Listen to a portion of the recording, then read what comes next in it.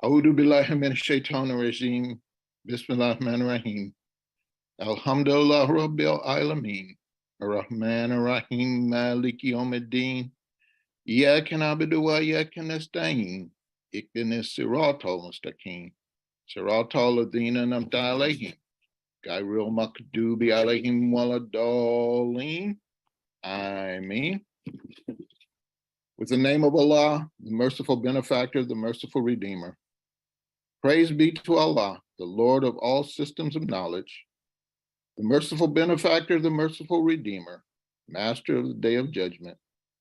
Thee alone do we worship, and thine aid we seek. Guide us on the straight path, the path of those upon whom you favor, not of those who go astray. Ameen.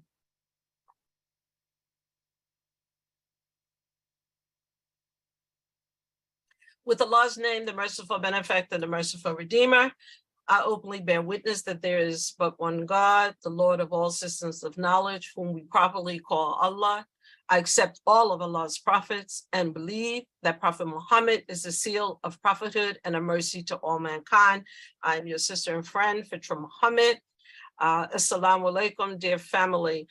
Before we begin, Dr. Ramadan, I don't know if you want to have a comment at the end of the presentation on COVID. I understand that the numbers are increasing. If not, I don't want to put you on the spot. I know you may not have been prepared, but at the end, if you do have comments, I welcome them. Okay, dear family, the topic today is living and learning abroad. Our speaker is Imam Mansoor Sabree, originally from Newark, New Jersey, but now living in Atlanta. And we claim Mansoor, we're so proud of all of his accomplishments and the great work that he's doing. And he will share some of that in his presentation. You can read his full bio in the newsletter that you received yesterday in your email. Welcome, Imam Sabree, Imam Mansoor. Assalamualaikum. Walaikum salam, Sister Firtrah. No, thank you for the introduction.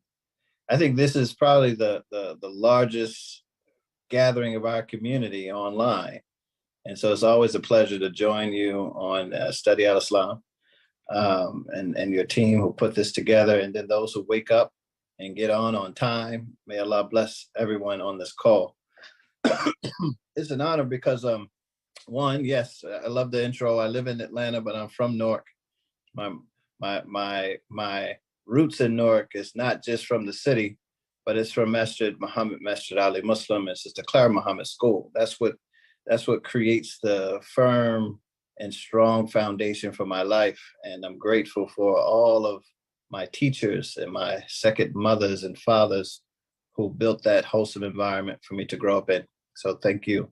And even continuing in that sense of education as a priority, we moved to Atlanta, not because Atlanta was popping and it was the hottest place to be, but because it had a school named after our leader and teacher, Imam Warithuddin Muhammad, taking our educational system to that next level, beyond elementary into high school, and the mission continues. So this is an excellent topic, challenges and benefits of studying abroad.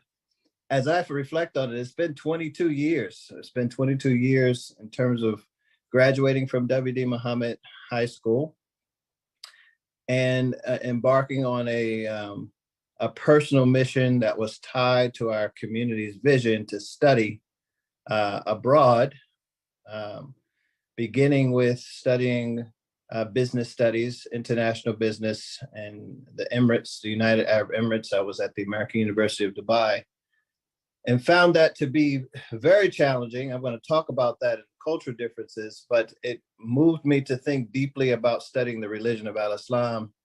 And I was presented with a scholarship from our leader, Imam Warithuddin Muhammad, to study in Damascus, Syria. And I left my studies in the Emirates and I joined the delegation to go to Damascus, Syria for the Arabic Islamic Law program at Abu Noor University. My daughter is 18. She was born there. And so that's how I keep track of time. So we've been back now for 18 years. Alhamdulillah. So I want to share my screen and kind of dive in. Sister Firtrah, I want to remind me, how long is the presentation? Because I'm always talking and I can go too long and I can go too short. Give me some. You can, let's do about till 10:30. Okay. So we can, so in case there's some questions as well. Excellent. We can do that. We can do that. Yes. Can everyone see my screen? Not yet.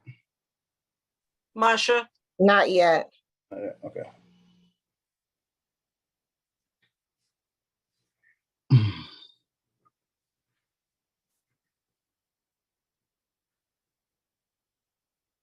So we see the broadcast screen, and then you'll have to do that next step that you did before.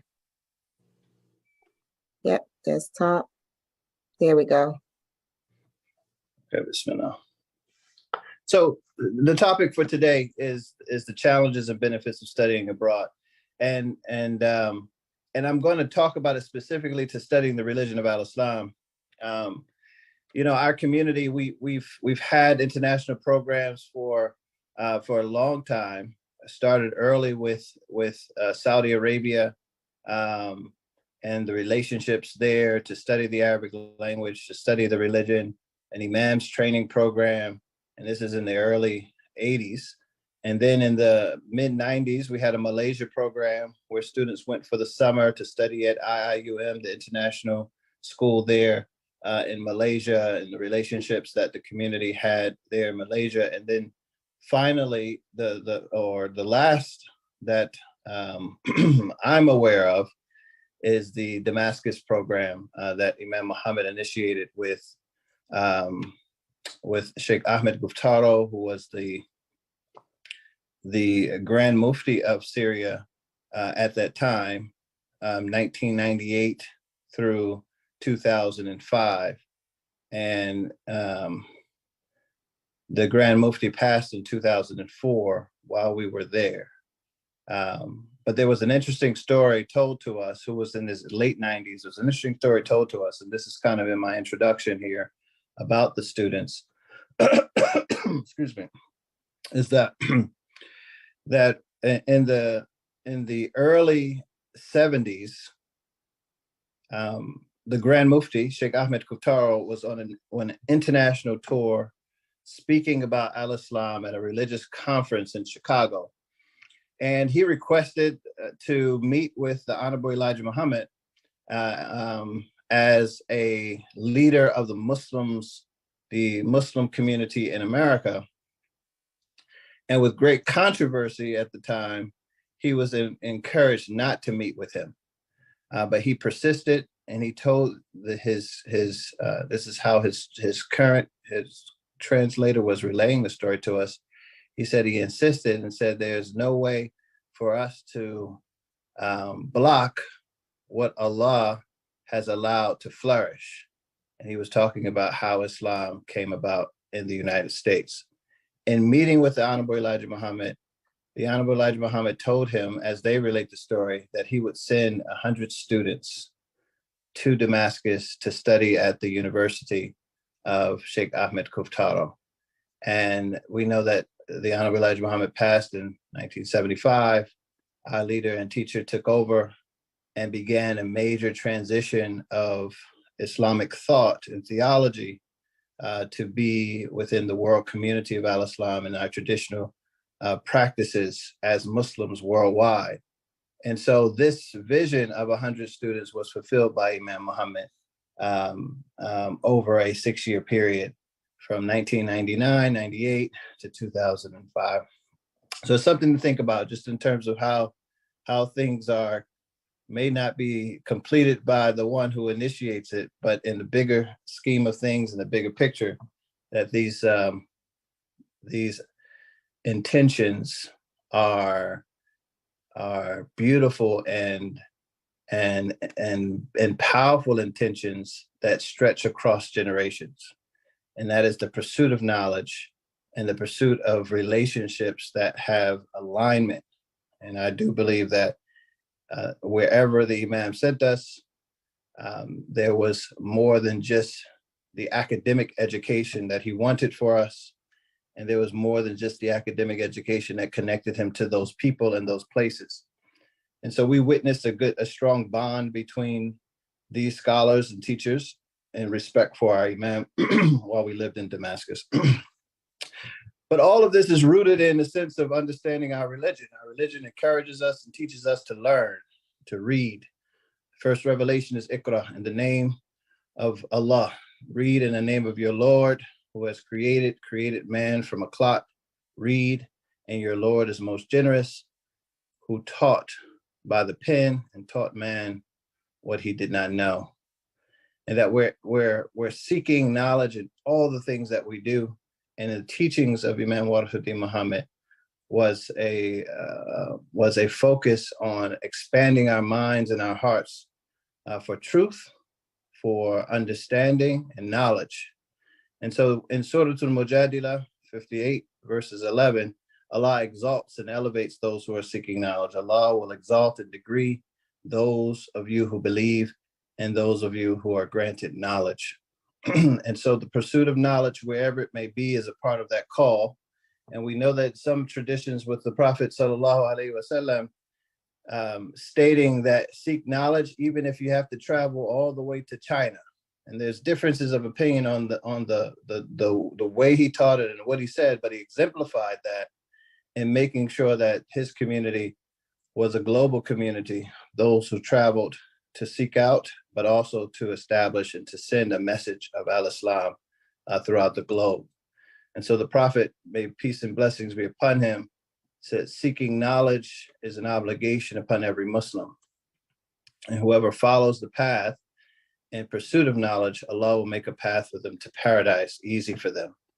And those who go out to the mosque or to the masjid, wanting only to learn good or to teach it, has the reward of someone who's completing the Hajj. So the exchange of knowledge, the transfer of knowledge, the pursuit of it is equal to the reward of paradise, the reward of completing Hajj, the highest obligation. So there's so much in our tradition that calls us to seek knowledge and understanding. And that knowledge and understanding comes from learning the Quran, learning the abundance of knowledge that comes through the traditions of al-Islam. And there's no better way to do it than to do it as a community. And I want to emphasize that in terms of how we broke through many of the challenges is because we did this as a community.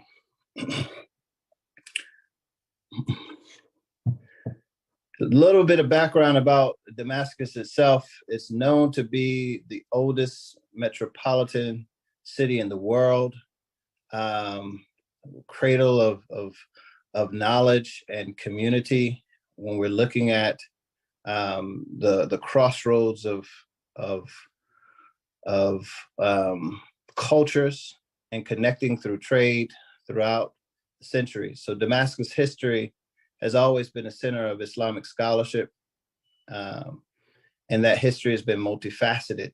It's been a crossroads for the intellectual tradition and the sense of universities being established and the exchange of knowledge and schools of thought. And for al-Islam, this was the center of the Umayyad era. And so this was where the capital of the Muslim world was at that time during the Umayyad period.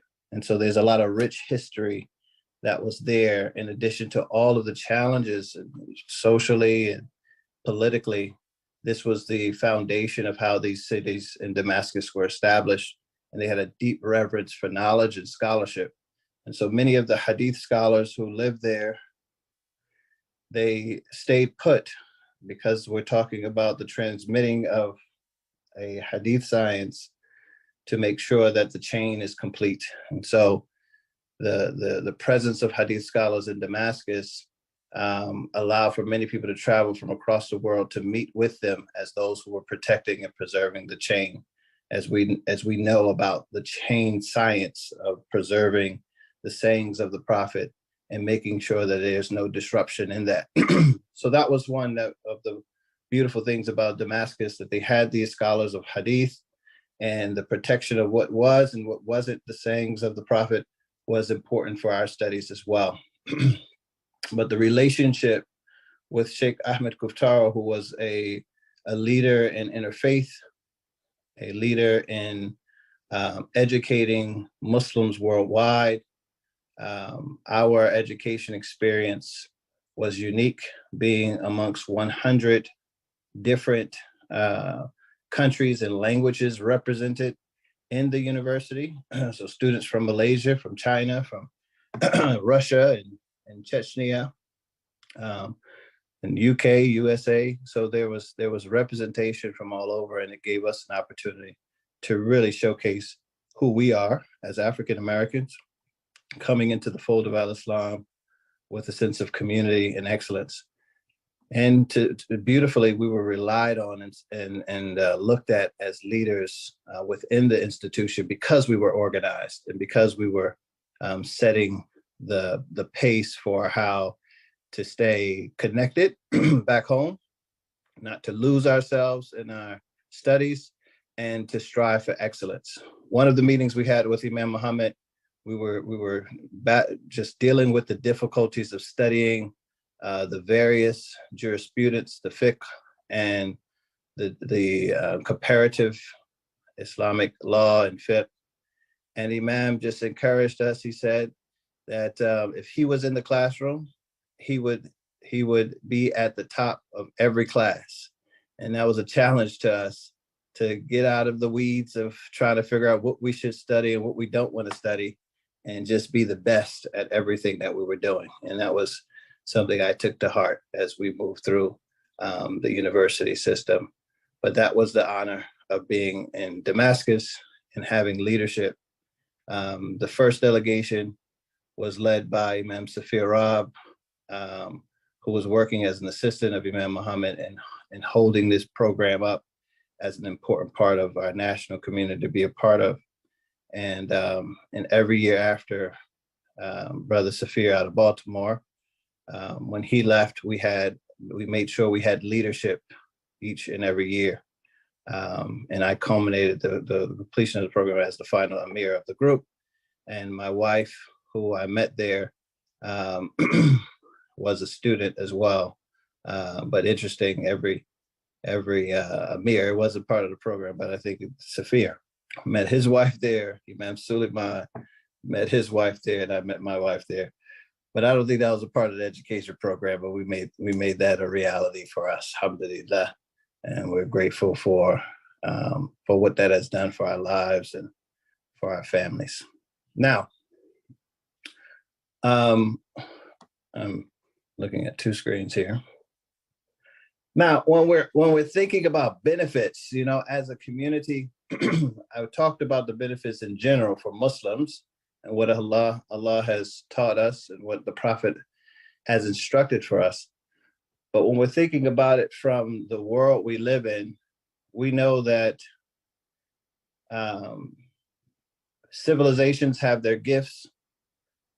There's a compounding of scholarship in terms of generation after generation being passed down.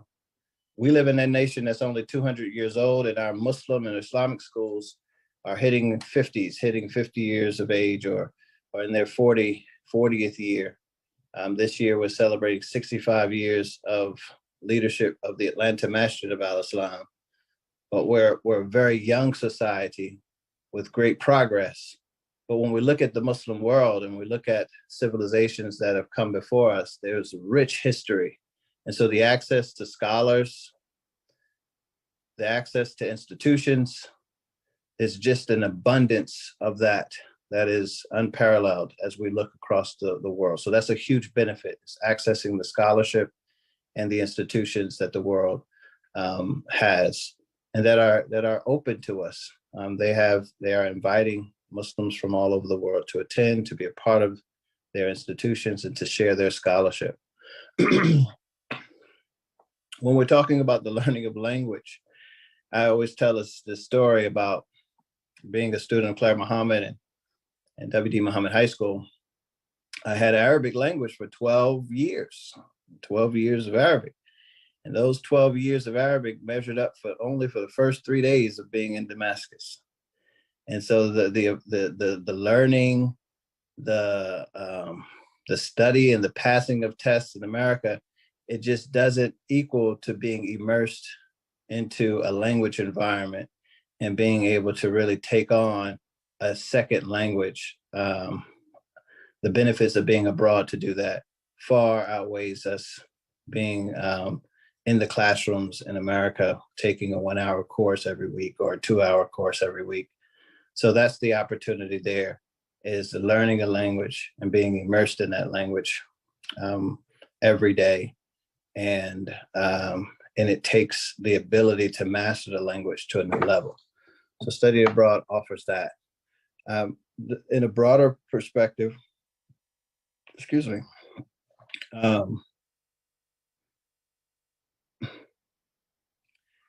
there is this diversity of thought. So when we're thinking about the challenges we have as American Muslims, dealing with cultural bias, dealing with ways in which we may have thought Islam would apply in a certain way, being able to be in an environment where there are Muslims from around the world and they're dealing with their very specific cultural challenges, we start to see how Islam's diversity, how Muslims' diversity taps into a large ocean of knowledge that has a solution for all things coming from the traditions of the Quran and the life tradition of Prophet Muhammad. And so those nuances, being exposed to those, can only really happen in an environment that the whole Muslim world is represented, seeking knowledge, seeking understanding. And so that's another benefit of traveling abroad, is that we come in contact with more Muslims, more Muslim challenges, more Muslim beautiful expressions of the religion. So we come out of our own comfort zone and we're able to see ourselves in a bigger picture and with a bigger and better perspective. The cultural immersion is another good thing. It's a beautiful thing. It really helped us to appreciate our culture. Being in Damascus in particular, you see the rootedness in food in terms of how they served each other, the foods that they prepared for their guests, the types of meals that they would have, all of that, in addition to the artistic expression, the song, the dance, the poetry, just the cultural reality of someone who's in their own country that's been there as an Islamic environment or a Muslim country for generations. And you see just how things evolve and how things grow culturally. So the cultural immersion just gives us an appreciation for being who we are and knowing that respecting our young traditions, but emphasizing the growth of our own cultural practices that is within the scope of our religion, that's within the boundaries of our religion. And just knowing that there's space for that we don't have to force it, something that's very natural. So just that cultural immersion of being in a Muslim country, seeing how, especially when you're traveling to different Muslim countries, seeing how that shows up just a little different, but it's all halal, it's all proper in the sense of what that community life has brought about in terms of customs and practice. On the personal side, the growth is real. I think that our students or children, I was in my 20s, youth in their 20s and their teens, having that exposure, seeing themselves in a different context of traveling abroad and studying the religion really helps to shape them personally. So living and studying in a new environment can lead to lots of personal growth. We know that the education system here is filled with lots of distractions.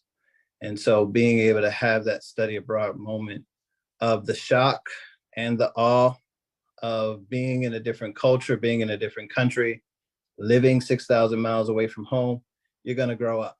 You're going to take on some new ideas about yourself. And I think that's a beautiful thing for us to emphasize more, young people traveling and getting abroad. But it's not limited to them, not limited to young people. I had a classmate of mine who was 76 years old, who decided at that age that he wanted to memorize Quran. And he traveled to Damascus He was Bosnian. He was from Bosnia. And if you know the history of Bosnia, they had a lot of religious turmoil where the Muslims were persecuted all throughout the 90s. And if you proclaimed that you were Muslim, you were tortured. If you were a Muslim woman, you were assaulted. And they were burning Qur'ans and trying to just rip the religion away from the Bosnian people. And so this man went through all of that and decided at a very late age that this was still his pursuit and his desire to learn and memorize Quran. And he just put more gas in my tank to get it done well. And the competition was for real. He was there for a mission, and so were we. But it was a beautiful thing to experience. But seeking knowledge from the cradle to the grave is also what comes to mind.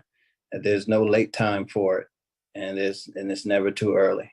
So that's the pursuit. That's what I think are some of the core benefits of studying abroad: access to the scholarship in the institutions, being immersed in the language, having a broad perspective of the Islamic world so that we're not limited in our view, and then the cultural immersion to really appreciate how Islam imprints itself on culture and it makes it beautiful.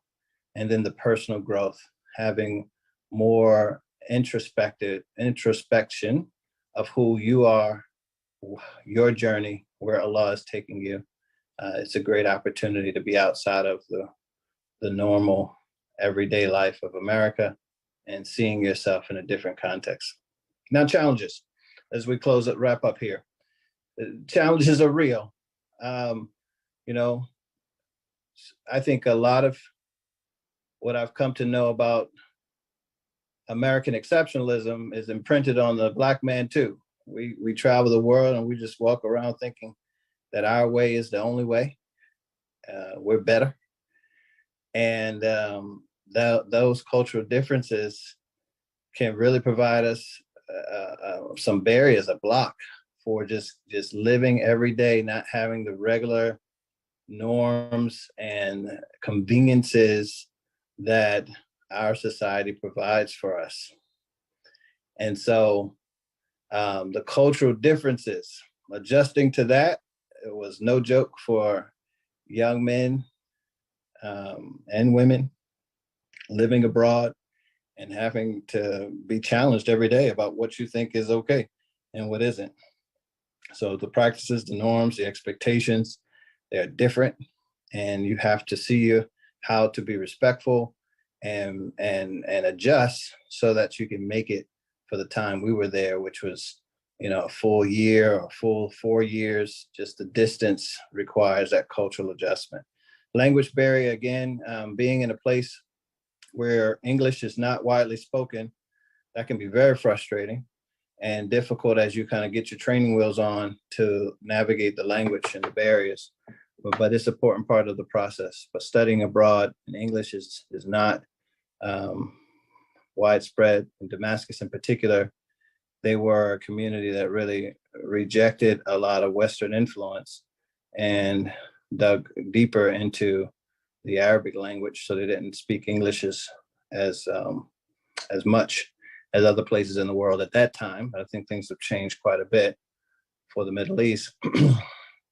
But those language barriers become, you realize how important language is, and how to get anything done, you have to communicate well. So that becomes a big challenge. For us in Damascus, I want to raise this because traveling abroad in general is a safety concern. And my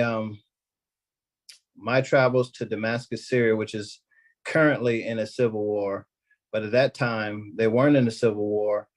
But my visa itself on my first year traveling there was stamped and approved here in the United States on September 11th. So in my passport, it says September 11th. And a lot of the things that we faced during that time, Imam Muhammad told us to consult with our parents. And when this happened in early September, and we ended up, we were supposed to travel at the end of September. We ended up delaying it to mid-October, but we continued on to travel.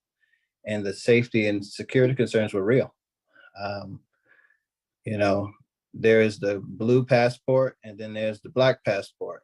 I think in this time period, we benefited from our black passport, and that safety and concern was limited in many ways because of our ancestry, our struggle, and our presence in the United States as those who are fighting for freedom, justice, and equality. So I think that alleviated a lot of those safety concerns for us personally traveling through the world. But safety is really a serious matter. So you should study and know where you're going, what are the current circumstances and challenges. Got two more here. Studying abroad is a different educational system. So the academic challenges for us were real. We're used to a small handful of classes. In the studies in Damascus, the minimum amount of classes you had were 19. And you had tests and midterms, and you had to be ready for 19 different classes. And in some cases, students had 22 classes, 23 classes. So the expectation academically was just on a whole nother level. The expectation for memorization as a study culture, which we have more of an analytical culture here to analyze the information and come up with your best answer. Whereas in these Islamic education circles and traditions, you memorize the answer and it has to be correct verbatim as you provide, your answer. And so that was challenging. That was a difficult thing for us. But we were able to maneuver through that. And then the bias and the prejudice is always real. I think that you begin to see the global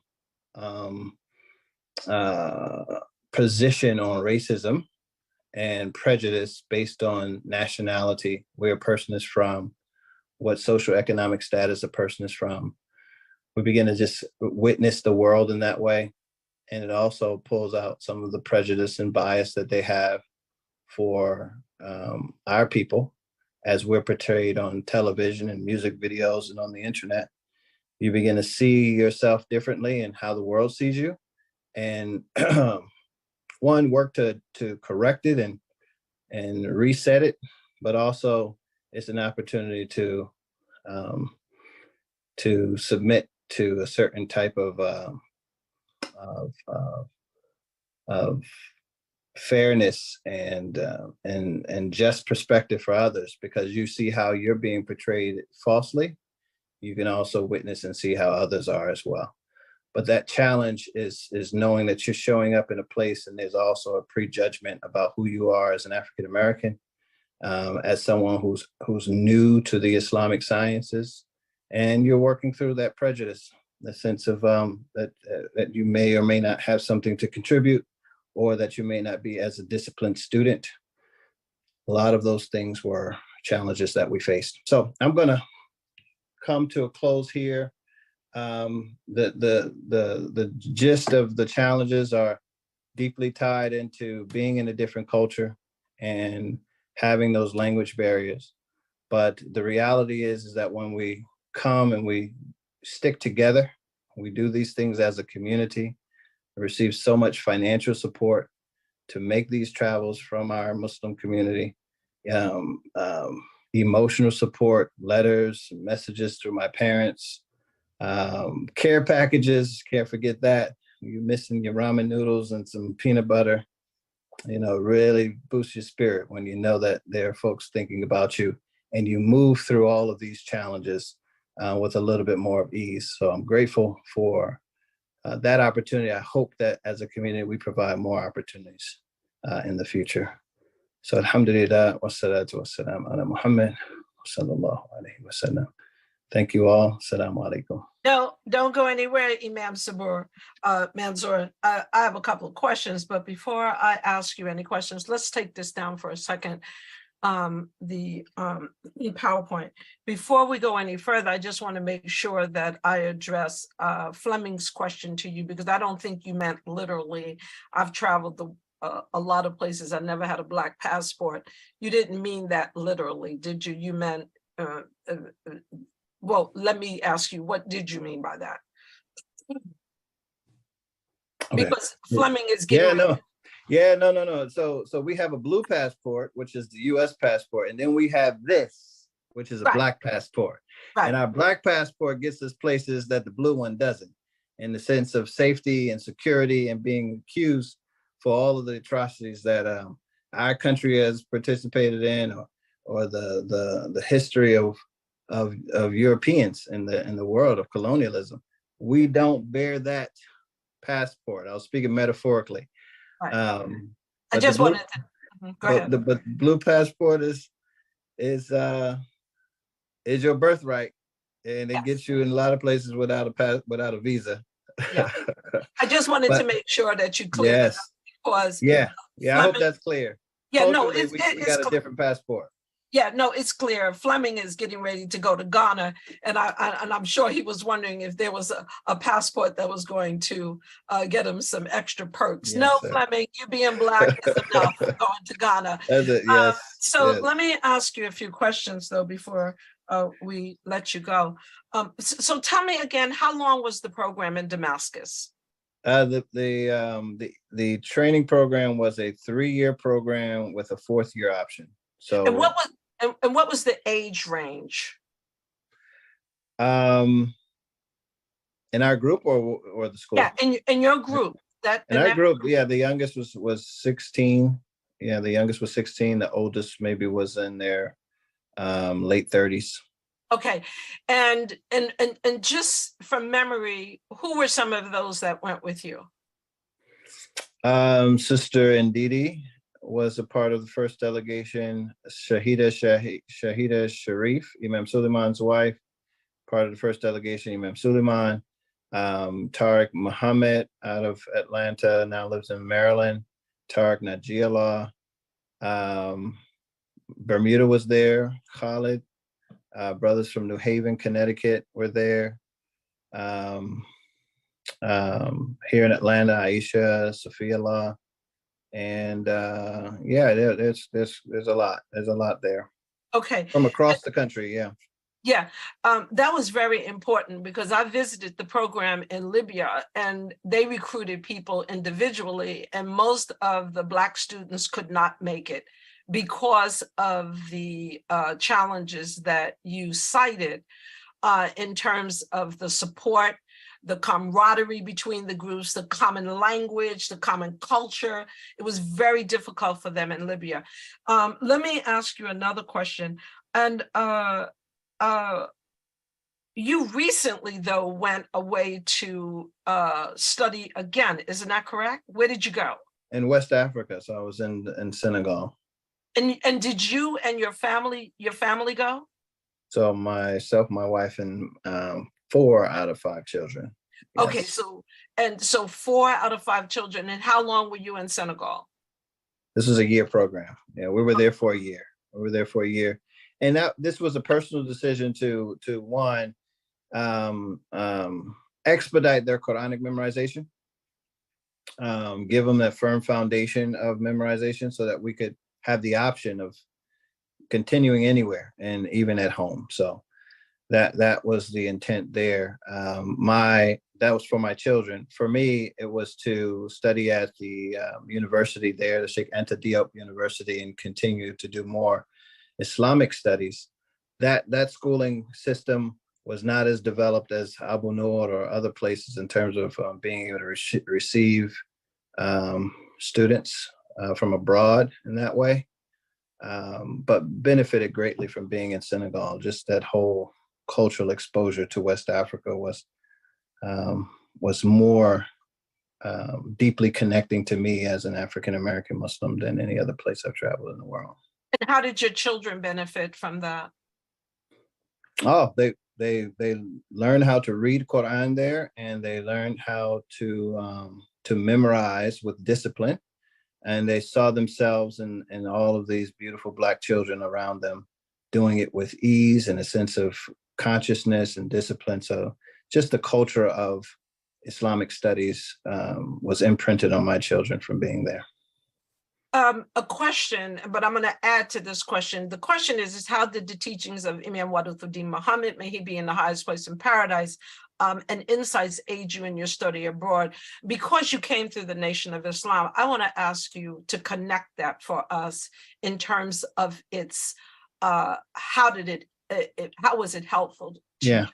Yeah. So no, I didn't come to the Nation of Islam. My parents came to the Nation of Islam. Well, yeah. I'm 42 years old. So just in terms of context, I was born in the community of Imam W. Muhammad, 1981, and raised in the community of Imam W. Muhammad to present. And I think that there is a character, a moral character of showing up and being our full selves authentically and thinking, and the mindset of being in the classroom and thinking for yourself that really impressed the rest of the world that we were in the classroom with, is that we weren't there to just memorize someone else's sayings and perspective, no matter if it was made yesterday or dated hundreds of years ago. There was a certain consciousness that we brought to the classroom, I think, that added value for everyone, including our teachers. I want to say this as your Aunt Firtrah. Please don't say that you did not come through the Nation of Islam. Your parents came through the Nation of Islam, and that makes you a part of that whole step. Because one of the things that you mentioned was the culture, and you heard the stories, and your stories begin long before your birth. And so your parents did come to the Nation of Islam, and that makes you a part of that story, is a part of your narrative. I've come out of the womb of the Nation of Islam, but I was born into the world of Imam W. Muhammad. That's fine. That's fine. That's fine. I wouldn't. I just thought you thought I was older than what I was. I got some gray hair. I just try to remind you I'm not that. Actually, you're looking younger than what I remember. No, but I only say that, and I do say that in a very loving way, because when you talk about the sitting amongst others and hearing them share their stories, your narrative starts with the enslavement of your ancestors. And so, and it moves right along through history, through the Nation of Islam, and into our present day, where we are today. So I say that to your group and those younger than you, because I never want you all to forget that there's a large narrative that. Yeah. Even to that point too, when we travel, and I'm sure so many on this call have made the Umrah or made the Hajj. But when we leave America, there is this transformation of being free. There's this internal feeling of freeing ourselves of being captives of this land. So mentally, there's a shift. The Hajj, I think, because it's a spiritual journey, unlocks it even better than just going on vacation somewhere, which is encouraged. But going on the spiritual journey of Hajj and coming in contact with the world is a freeingness that no one can really compare it to. There's another question there. Yeah, well, someone was asking about, is the program still in existence? I know that Damascus is the capital of Syria. I mean, what condition are they in right now? Yeah, no, that the program ended in 2005. There was lots of global challenges during that time with the war on terror, and that's a history that really the whole story hasn't been told yet. But Imam Muhammad encouraged us to come home, and one, he encouraged us to be aware of our circumstances and to make wise decisions. He was never forceful on what should or shouldn't happen in terms of the future of the program. We know that the Imam passed in 2008, and the program ended because of the wars in 2005. So that's what happened with that particular program. And I'm not sure if any other programs that are going on. I've heard about the Libya program back in the day as well. That's a story that should be told. Who's attended, who went. I have friends who did the Malaysia program in the early 90s, and So what about the program that you attended in Senegal? Is that something that the community could? Yeah. go to? So I believe that there should be more organizing on our part. There are places in the world for us to go to. That was a personal decision to travel back to West Africa and to engage in studying West African culture. There are Muslim Americans there, but we're not organized to be there. And I think that's the key component of making sure that whatever we gain, we're bringing it back for a collective benefit. So because you have this experience, do you have an interest in maybe pursuing something on a collective basis, representing us in a like in Senegal, for example? I'm sure you left them with a great impression of yourself. I'm sad that you don't have some pictures to show us of your family. If you do, you have a moment to at least share some pictures with us. But in terms of the program in Senegal, I mean, you are now the director of IMAN. Is that correct? What is your position at IMAN? Yeah, so I'm deputy executive director of the Inner City Muslim Action Network. I definitely have an interest in seeing, in particular, our community travel abroad for the purpose of studying for education. I think that it will have lasting impact on our community as long as we're doing this together in this collective. And Study Al-Islam should be a host for that. We should put something together for Study Al-Islam abroad. So I would love to do that. So we're going to hold you to that, Mansoor, because you have the experience and you have the reputation, you're respected, and you are a scholar in our community. So, I mean, Senegal is definitely a welcoming country that we can learn much between Senegal and Gambia. So, I mean, if nothing else, what about a trip? Can we get you to? I would certainly be willing to help you, aid you in at least putting together maybe a trip for us to visit Senegal. Yeah, no, thanks for bringing that up. You know, I've been going to Senegal for the last 12 years. And I've taken two groups. So one was the delegation from the Atlanta Masjid of Al-Islam. We took 40 people there. And when we worked to establish a study program, exchange program for Muhammad schools. So these are things that pre-COVID, you know, now it's time for us to get back on just the connection and relationship. I'll be very interested in that. So taking groups for the purpose of cultural exchange, business exchange, and education exchange, we've done that. So I think we could work together and do another one next year. I've been working with Walid Shamsuddin, who's now ambassador to Sierra Leone. We took a delegation last year. I was one of the lead organizers with him on that. So there's great opportunity. And if we're honing in and focusing on our young people in education, that's the one avenue and way to do it. We took a group of 5 Muhammad school students with us last year.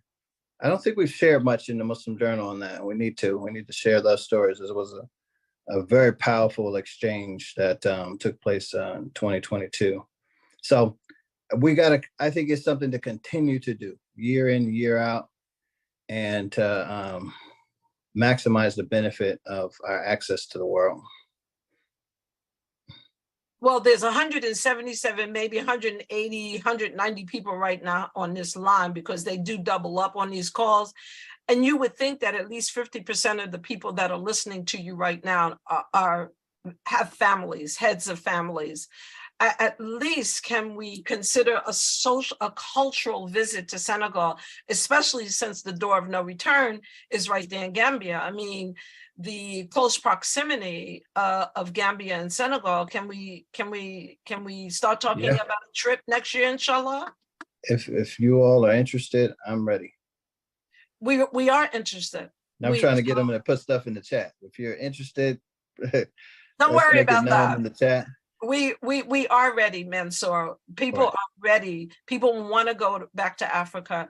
Senegal is one of the attractive places that people would like to go besides Ghana. Are you looking for some pictures to share with us while we're sitting here talking? Because we do want to see your family over in Senegal, if that's possible. I mean, It's very you have possible. such Very a possible. beautiful family. Share them with us. So are there any I'll other answer any questions? questions while I'm looking too. Someone is asking about the trip to Kazakhstan. The trip to Kazakhstan is being rescheduled right now. And once we have another date for that, I will be able to share that with you, inshallah. But right now, we are talking about the possibility of going to Senegal. Many of us have made Hajj and Umrah, and it's almost too expensive to go anymore. But I mean, going to someplace like Senegal, and how, in terms of time and distance, how far is Gambia from Senegal? It's like Newark to New York, isn't it? It's like Newark to New York. Yeah. It's like Newark to New York. So if we go to Senegal, we would be able to also go to Gambia. Isn't that correct? Isn't that where Kunta Kinte is from? Yeah. So I think it was 2 years ago. I went to Kunta Kinte Island. It's on the river of Gambia. So doing both cities require a flight because of the roads aren't that great. But we can do both those, Gambia and Senegal in one trip. Well, we're excited. I can feel the energy of everyone on here, whether they're putting it in the chat or not, Mansoor. I can feel their energy. They want to go. And so with you being the lead, the head, we're getting ready to get some beautiful pictures. Pictures are worth 1,000 words. Go ahead. Yeah. Let me see if I can get us going. I just got a text that said I'm in. So people are ready, Mansoor. I don't know. Can you all see these pictures? Yes. So this is the younger version of myself. But back in 2012, this is a mausoleum, a burial ground for a coastal Muslim community in Senegal. They're right on the beach there.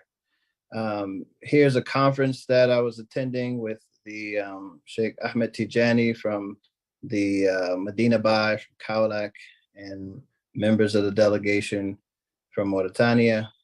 Here's my beautiful daughter, who was there as a young African, enjoying herself. This was a group that took with Imam Safir and others from Maryland to meet there, and we were gifted these beautiful garbs by the host. This is the masjid there in Dakar, probably the most expensive masjid in all of West Africa, and it's called Masalik al-Jinan. It's called Masalik al-Jinan, which means the pathways to paradise, and just incredible. Probably I don't know the price, but it was expensive. They got some stuff in there that's beautiful. I took my nephew there to study Quran a couple of years ago. He's took a full year while he was in high school. Really benefited from that travel. But just a beautiful place to be. This is attorney Musa Danfodio calling the Adhan in Futa Toro, which is the home of Omar bin Said. And just an experience that we'll never forget. Well, this is very exciting because we are welcome in the world. I hear a lot of people say, you really don't want to go abroad. But I can tell you from even the year and a half that I stayed in Saudi Arabia, we are respected in the world. And when Imam Muhammad used to say that the world thought we were special, I never really understood that until I went abroad. And what made us special was that they never understood how we could be Muslims in America. Yes. Is that true, Mansoor? Is it? Yeah. That's very true. That's very true. Our story is very compelling to the miracle of Al-Islam. And so it's important for us to travel and share who we are. That's right. And people used to say to me all the time, you are special. And whenever they said that to me, I always remembered Imam Muhammad saying that the world thought that the world looks at us as a special people. And it came to me that they knew that because being Muslim in America is a challenge. Yes. You know, so Mansoor, I want to thank you. I want to just see if there's any other questions. All I know is that people are saying I would love to travel to Senegal.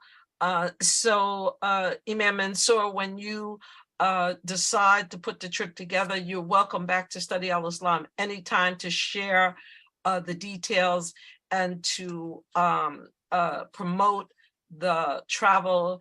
And I know that we would love to go. Maybe even more than you. I'm inspired. Yeah, I'm inspired. I'm going to look at Q1 2024 first, maybe in late February, March, and definitely share it. It's time for us to go back again. It is time for us to go back. We're going to make it the door of return. Absolutely. Instead of the door of no return. Exactly. So if there are no more questions for Imam Mansoor, I want to just say, please extend our warm greetings from Study Al-Islam to your mother and your wife and family. We are forever grateful for your dedication and commitment, your representation of this community. You represent the very best of our narrative, our full narrative, from enslavement to freedom. And I do consider myself free. And I consider us a free people. Right. And so you're welcome to come back here anytime.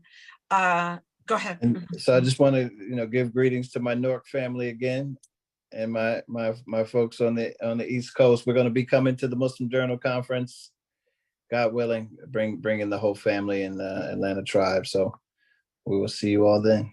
Inshallah, inshallah. Greetings to you and congratulations to Atlanta. You guys are celebrating what, 40 years? 65th. So 65th anniversary for, you'll see it in the Muslim Journal. Atlanta Master of Al-Islam 65th anniversary gala is November 11th, 11/11. November 11th, major event. Great, thank you for sharing that. We'll be announcing the redevelopment of the masjid property on that day, and celebrating over 500 graduates of Muhammad schools. So it's a beautiful moment in our history. Imam Mansoor, there is a request to get an email for you. Is there a contact email that's for those who want to contact you? Sure. Can you put it in the chat? Yeah, first initial M, last name Sabree at gmail.com. Again, thank you. We're going to leave the chat up, and we're going to move to Dr. Ramadan. Dr. Ramadan, before we close out, would you, is there anything you can share with us about the warning of COVID being on the rise? Yes, thank you for this opportunity. Just want to remind everyone that we are right now into the fourth summer surge of COVID, and COVID cases are up by about 12% now. And even though we may not be hearing too much about it, we still have nationally between 300 to 400 people dying per week of COVID. And the reason it is not a new subvariant too much taking over. There is one out there, but what's happening is we are more susceptible. The immunity is waning, and that's particularly with the older people, especially in the nursing homes. So, there's just been a new booster approved by the FDA. It's in the process of being approved. So look forward to that, especially for those in the nursing homes. And if they should get it, please remind them to get the Paxlovid. A lot of times that's overlooked. So that's about it. We don't have to wear a mask as yet, but if you're concerned, don't hesitate to put on that mask. If you're in a public situation and you're more comfortable with the mask, do wear it. I do wear my mask. I just, as I said, I tested for the first time positive for COVID. I did have a negative testing yesterday, alhamdulillah. But I do want to say about Paxlovid, I understand that they only prescribe it for the first 5 days of your symptoms. So if you have any symptoms, what is that, Dr. Ramadan? Dry cough? What are those symptoms? It's flu-like symptoms. It's Okay. dry cough and loss of taste and smell, and a low-grade fever, body aches, it's chills, the sort of things. It's like a summer cold or the summer flu, and it's hard to tell them apart. So get tested. Yeah. I did get the Paxlovid. I waited too late. Once I got it, they told me it was too late for me to take it. So keep that in mind, everyone, that if you do have flu-like symptoms, test yourself. I got my flu-like symptoms on Monday. I didn't test myself until Wednesday. And I felt horrible because I didn't know who I'd come in contact with and who I might have passed the COVID to. So don't, if you have flu-like symptoms, test yourself to make sure you don't have COVID. And then if you do, isolate yourself and contact your doctor immediately. Is that right, Dr. Ramadan? Right, that's good advice. Okay, then. All right, so before we close, I want to just say that the newsletter does have in it this week the start of the 5-part series on the necessities of building an ummah that is being presented by our dear Imam Fahim Shuaib. He did a 5-part series on the necessities of building an ummah. And the first part 1 is on the family. So there are 4 more parts to go. The first part is in the newsletter that came out yesterday. And if you are not receiving the newsletter, please visit studyalislam.com and subscribe. And for those, because many of you are contacting me about a time to be grateful, the hotel, all I can say is that don't mess around. If you can't get a hotel room in the Meadowlands, get a hotel room because they are selling out fast. Masha, do you want to say anything about the hotel situation? Because that's a big concern for everyone. Assalamu alaikum, everyone. So yes, for the hotel space where the events will take place, the last report that I received is that the reservations are full there, but there are hotels in the vicinity within 7 to 10 minutes of a drive. So there are several options close by. There will be they will be publicized so that you know what they are if they're not out already. I'll be talking to Sister Jonah Gila to find out when that's going to happen. But there are some options in the area with decent pricing. So they're options, and we're looking to see you there. Please visit masjidalhaq.com for any registration info and any updates to that time to be grateful. Is we're excited. We're excited to be together again and to present something really beautiful for everyone. Well, thank you, Sister Masha. So next week, we're going to have our dear Anisa Dewan, who also studied in Syria. She is going to be speaking on the importance of teaching our children the Arabic language and tajweed. With that said, Dr. Ramadan, if you would close us out, and I wish everyone a very special week. Be safe, wear your mask, and whatever you do, test yourself if you feel like you have any flu-like symptoms. Dr. Ramadan? Bismillahirrahmanirrahim. Al-Asr. Innal insana lafi khusr. Illa alladhina amanu wa aminu solihati. Wa tawasaw bil haqq wa tawasaw bis sabr. Ameen. Assalamu alaikum, everyone. Be well.